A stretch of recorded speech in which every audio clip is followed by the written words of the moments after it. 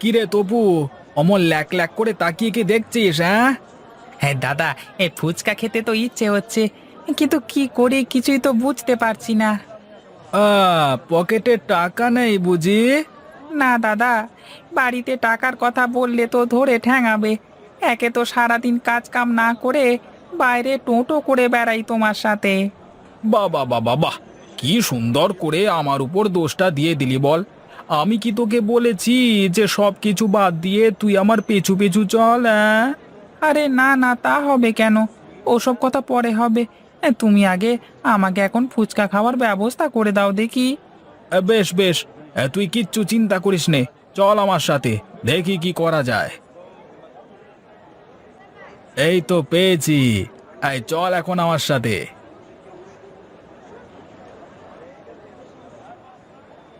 ও সুনীল দা, আরে আমাদের দুজনের দুটো ফুচকা দাও তো। দাঁড়া একটু, এক্ষুনি দিচ্ছি।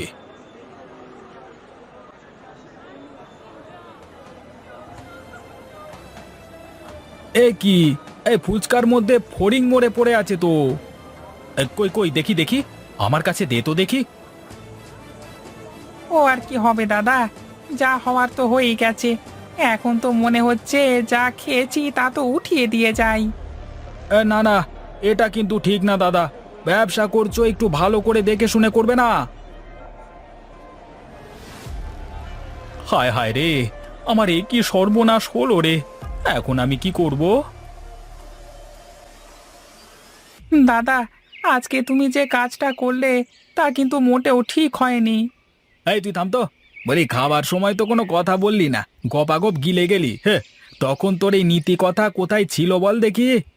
সব তো ঠিক ছিল, কিন্তু তাই বলে কারোর পেটে লাথি মারাটা কি ঠিক হলো তুমি বলো? এই দেখ, অত ভেবে চিন্তে কিছু করা যায় না। আমার যা ভালো লেগেছে আমি তাই করেছি। তোর যদি ভালো না লাগে তাহলে আমার সাথে আর থাকবার দরকার নেই, চাপা ওঠ এখান থেকে, হর। আরে না না, কি যে বলো না তুমি গণেশদা, কিন্তু বেলা তো দুপুর হয়ে গেছে। এদিকে পেটের মধ্যে তো ছুঁচো কামড়া কামড়ি লাগিয়ে দিয়েছে। আমারও তো খিদে লেগেছে রে, কিন্তু কি যে করি। হ্যাঁ, এই তো পেয়ে গেছি, একটু ওপরে তাকিয়ে দেখ তো তপু। আরে সাবাস, এই জন্যই তো বলি খিদে এত তাড়াতাড়ি লাগলো কেন। এবার আমগুলো পেরে ফেলো দেখি। বেশ বেশ, চল চল, দুজনে মিলে আমগুলো পারবার চেষ্টা করি।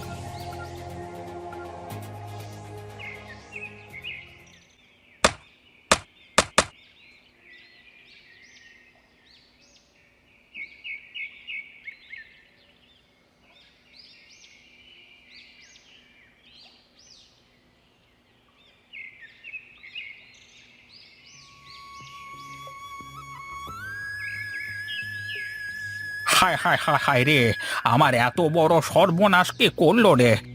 এখন আমার কি হবে রে?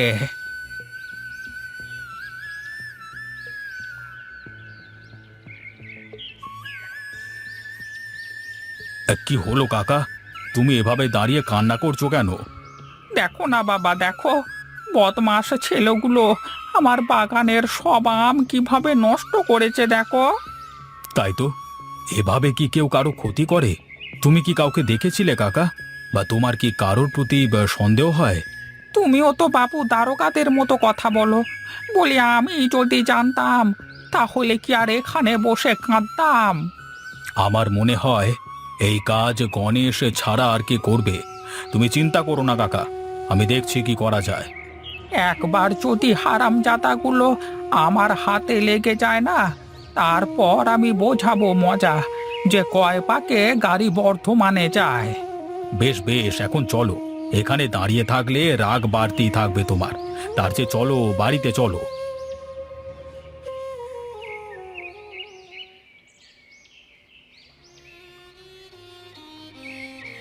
কি গো, আজ এত তাড়াতাড়ি চলে আসলে যে?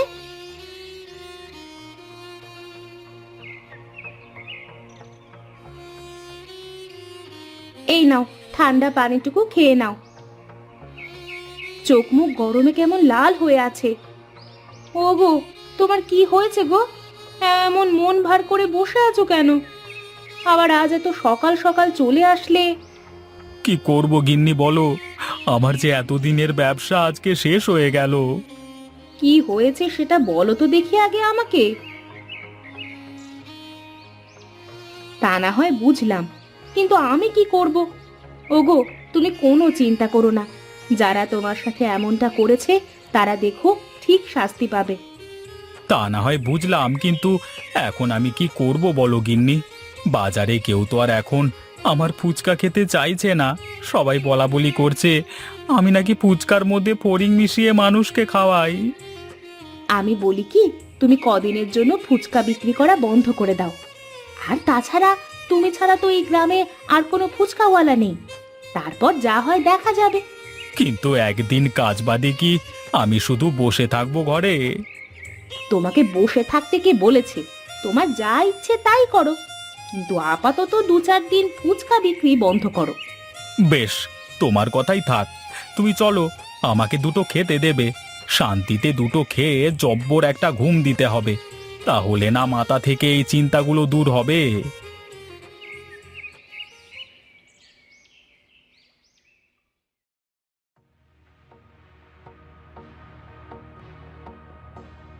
এই যে এসে গেছে আমার দুই সোনার টুকরো।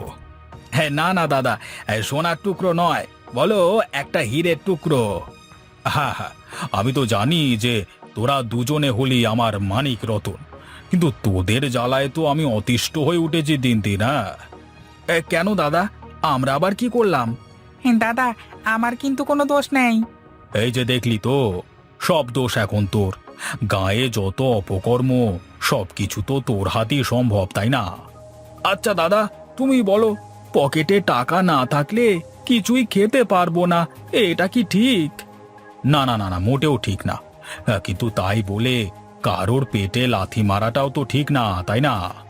ওটা আমি ইচ্ছে করে করেছি নাকি? তপু বলল ফুচকা খাবে, তাই আমি কি করে খাওয়া যায় তাই ভাবছিলাম। তাই বলে তুই ফুচকার সাথে ফড়িং মেরে দিবি? দাদা, আমি কিন্তু গণেশদাকে বলেছিলাম এ কথা। তুই চুপ কর শয়তান, চোরের মায়ের বড় গলা। তোরা দুজনই যে এত উনপাজুরে তা আমার জানা ছিল না।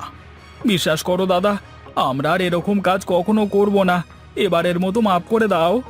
হ্যাঁ তাই তো, বলি রামু কাকার গাছ থেকে অত আমকে পেরেছে শুনি? আমি বলবো দাদা। না থাক, আমি জানি এ কাজ কে করেছে। শোন, তোদের বলি, আমি যেন তোদের নামে আর কোনো কথা কখনো না শুনি। এখন থেকে তোরা ভালো মতো থাকবি, মানুষের পাশে দাঁড়াবি, তাদের সাহায্য করবি। মনে রাখিস, আমি যদি এ গায়ের মোড়ল হতে পারি, তাহলে কিন্তু সবচেয়ে বেশি লাভ তোদেরই হবে। শুনলি তো তপু, দাদা কি বলে গেল? আমাদের এখন মানুষের পাশে দাঁড়াতে হবে। হ্যাঁ দাদা, এখন থেকে আমাদের আর এসব করে বেড়ালে চলবে না। চল, এখন বাড়ির দিকে যাওয়া যাক।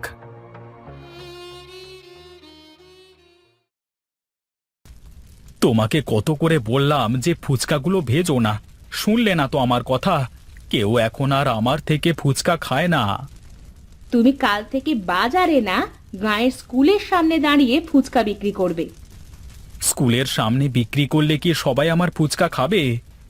খাবে মানে কি গো, স্কুলের ছেলে পেলে খুব খাবে।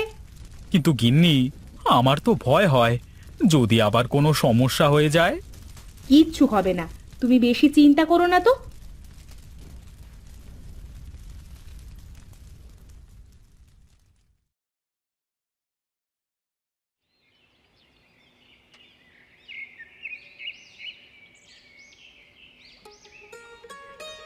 গিন্নি, কোথায় গেলে গো? একটু এদিকে এসো।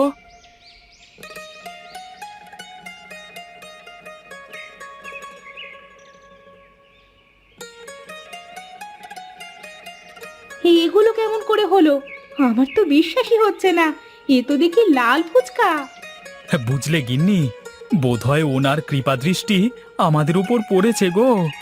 ওগো যাও যাও, তুমি গিয়ে দেখো এই লাল ফুচকার ব্যবসা কেমন হয়।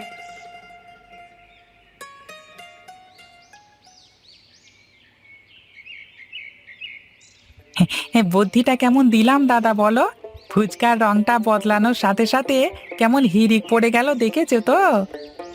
তুই ছোট হলেও তো তোর মাথায় অনেক বুদ্ধি রে। চল চল, এখন সুনীলদাকে গিয়ে সব কথা খুলে বলে আসি। এ কি, তোরা আবার এসেছিস? এবার কি আমার দোকানটাই তোরা শেষ করে দিতে চাস? না না দাদা, এখন আমরা আর আগের মতো নেই। আমরা তোমার ভালোর জন্যই এসেছি। দাদা, যা হয়ে গেছে তা মনে রেখো না। এখন তো তোমার ব্যবসা আগের থেকে ভালো চলবে। লাল ফুচকার ব্যবসা যে শুরু করে দিয়েছো। কিন্তু দাদা, আমরা ছাড়া কিন্তু তোমার এই লাল ফুচকা বানানো সম্ভব না। কেন কেন? তার মানে এগুলো তোদেরই কারসাজি? হ্যাঁ দাদা, কালকে রাতে আমি আর তপু আমরা দুজনে এটা করেছি। এই নাও দাদা, এটা অরিজিনাল জাফরান। এই জাফরান দিয়ে তুমি ফুচকা ভাজলে তোমার সব ফুচকা লাল রঙের হবে।